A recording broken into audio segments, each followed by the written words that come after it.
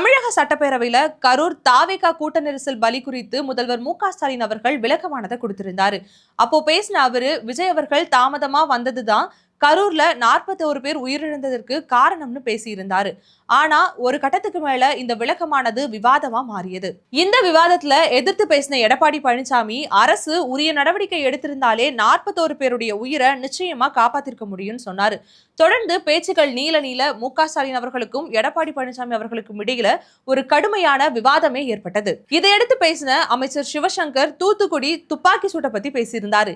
இதுக்கப்புறம் அமைச்சரவையே மிகப்பெரிய கலவர அவையா மாறியது. அமைச்சர் சிவசங்கருடைய பேச்சுக்கு எதிர்ப்பு தெரிவிக்கும் வகையில அதிமுகவை சார்ந்த திரு எடப்பாடி பழனிசாமி மற்றும் சில எம்எல்ஏக்கள் அந்த அமைச்சரவையிலேயே தர்ணா போராட்டத்தில் ஈடுபட்டாங்க. இதையடுத்து சில நிமிடங்களுக்கு சலசலப்பு ஏற்பட அவையினுடைய பேரவைத் தலைவரான திரு அப்பாவு அவர்கள் அவை காவலர்களை அழைக்கவே கோபப்பட்ட எடப்பாடி பழனிசாமி தன்னுடைய எம்எல்ஏக்கள் மற்றும் அமைச்சர்களோடு சட்டப்பேரவையிலிருந்து வெளியேறினார். ஆனா முன்னாள் முதலமைச்சரான ஓ பன்னீர்செல்வமும் அவருடைய ஆதரவாளர்களும் கூடவே பாஜகவை சார்ந்த பல நிர்வாகிகளும் அவையிலேயே இருந்திருக்காங்க. ஆனா எடப்பாடி பழனிசாமி வெளியேறுவதற்கு முன்பாகவே செங்கோட்டையன் அந்த அவையிலிருந்து வெளியேறிட்டாரு அப்படிங்கிறதுமே அரசியல் வட்டாரங்கள்ல தற்பொழுது பேசு பொருளாவே உருவெடுத்திருக்கு.